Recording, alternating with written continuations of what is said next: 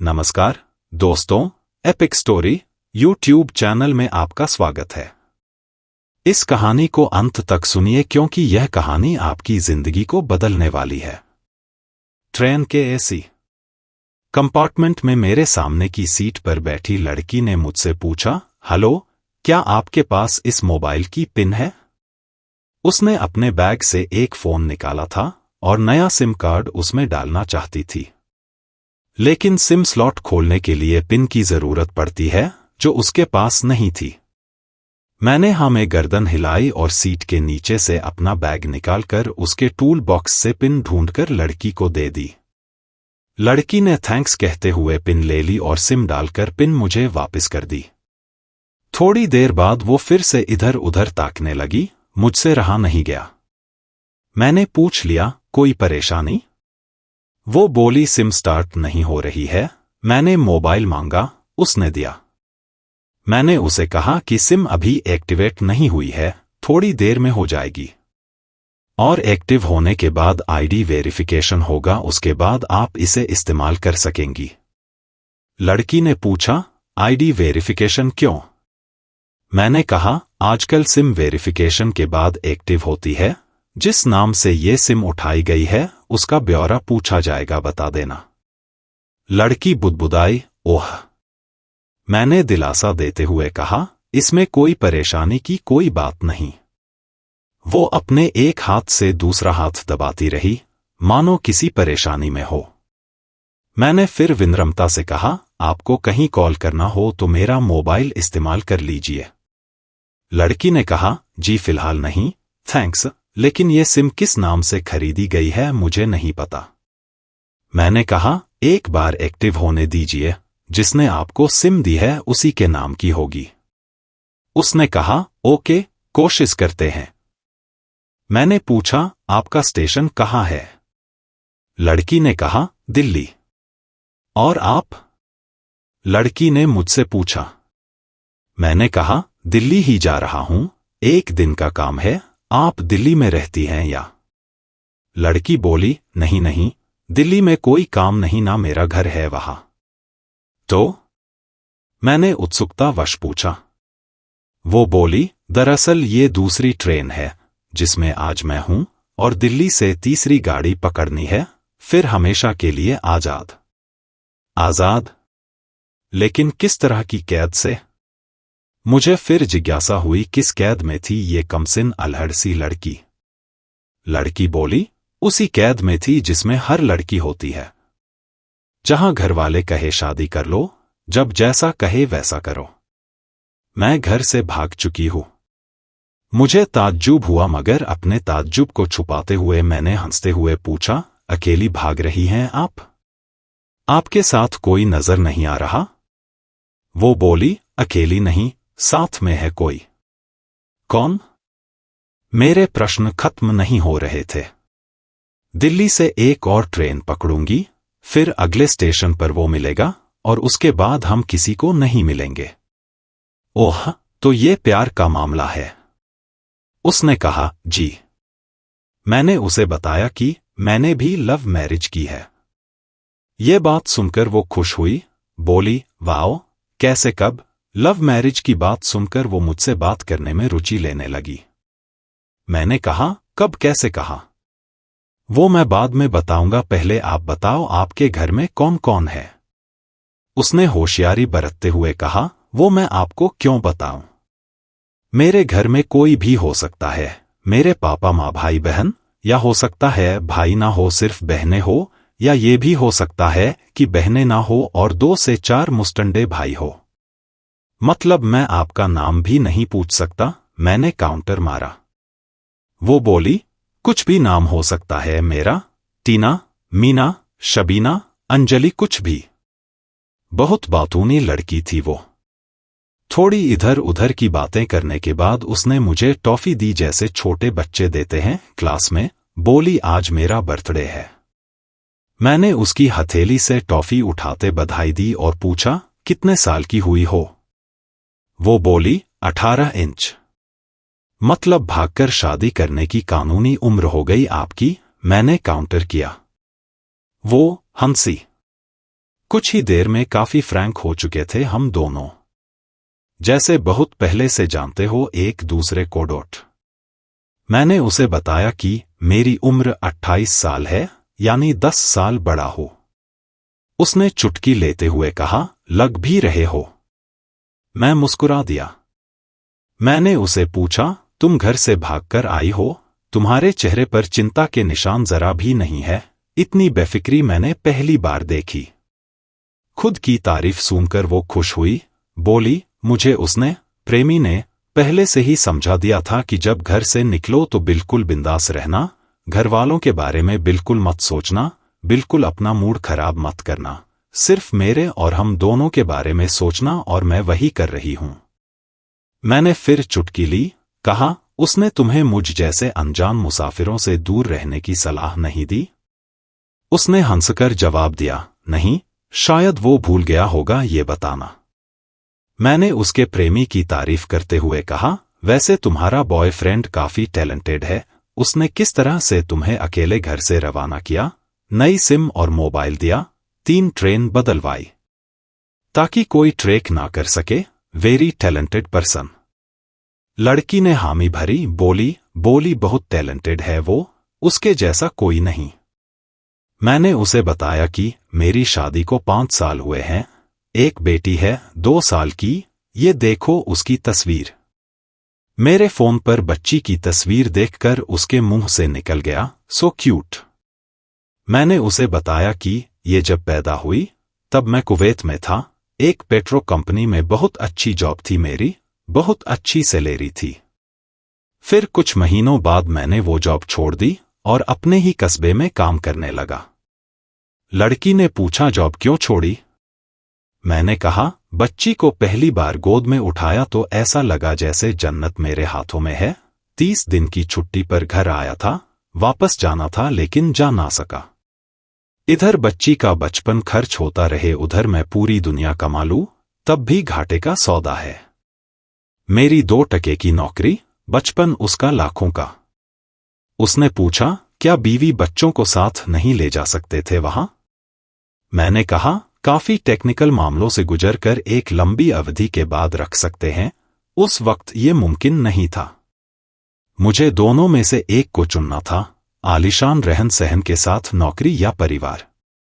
मैंने परिवार चुना, अपनी बेटी को बड़ा होते देखने के लिए। मैं कुवैत वापस गया था, लेकिन अपना इस्तीफा देकर लौट आया। लड़की ने कहा, वेरी इम्प्रेसिव। मैं मुस्कुराकर खिड़की की तरफ देखने लगा। लड़की ने पूछा, अच्छा आपने तो लव मैरिज की थी ना, फिर आप भागकर कहाँ गए? कैसे रहे और कैसे गुजरा वो वक्त? उसके हर सवाल और हर बात में मुझे महसूस हो रहा था कि ये लड़की लकड़पन के शिखर पर है, बिल्कुल नासमझ और मासूम। मैंने उसे बताया कि हमने भागकर शादी नहीं की, और ये भी है कि उसके पापा ने मुझे पहली नजर में सख्ती से रिजेक्ट कर दिया था। उन्होंने आपको रिजेक्ट क्यों किया? लड़की ने पूछा। मैंने कहा, रिजेक्ट करने की कुछ भी वजूहात हो सकती है, मेरी जाति, मेरा धर्म, मेरा कुल, कबीला, घर परिवार, नस्ल या नक्षत्र, इन्हीं में से कोई काट होती है जिसके इस्तेमाल से जुड़ते हुए रिश्तों की डोर को काटा जा सकता है। बिल्कुल सही। लड़की ने सहमति दर्ज कराई और आगे पूछा, फिर आपने क्या किया? मैंने कहा, मैंने कुछ नहीं किया, उसके पिता ने रिजेक्ट कर दिया, वहीं से मैंने अपने बारे में अलग से सोचना शुरू कर दिया था। खुशबू ने मुझे कहा कि भाग चलते हैं, मेरी वाइफ का नाम खुशबू है। मैंने 2 टूक मना कर दिया। वो 2 दिन तक लगातार जोर देती रही कि भाग चलते हैं। मैं मना करता रहा। मैंने उसे समझाया कि भागने वाले जोड़े में लड़के की इज्जत वकार पर कोई खास फर्क नहीं पड़ता, जबकि लड़की का पूरा कुल धुल जाता है। फिल्मों में नायक ही होता है जो अपनी प्रेमिका को भगा ले जाए, और वास्तविक जीवन में भी प्रेमिका को भगाकर शादी करने वाला नायक ही माना जाता है। लड़की भगाने वाले लड़के के दोस्तों में उस लड़के का दर्जा बुलंद हो जाता है, भगाने वाला लड़का हीरो माना जाता है, लेकिन इसके विपरीत जो लड़की प्रेमी संग भाग रही है वो कुल्टा कहलाती है। मोहल्ले के लड़के उसे चालू ठीकरा कहते हैं।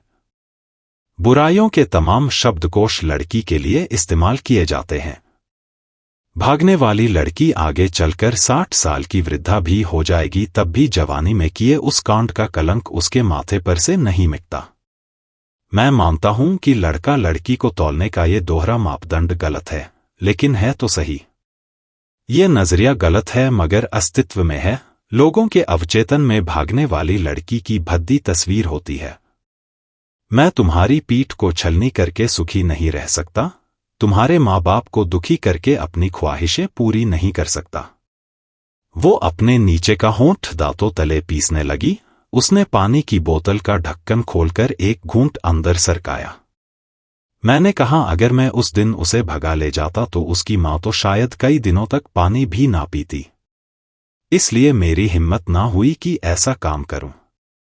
मैं जिससे प्रेम करूं उसके माँ बाप मेरे माँ बाप के समान ही है। चाहे शादी ना हो तो ना हो।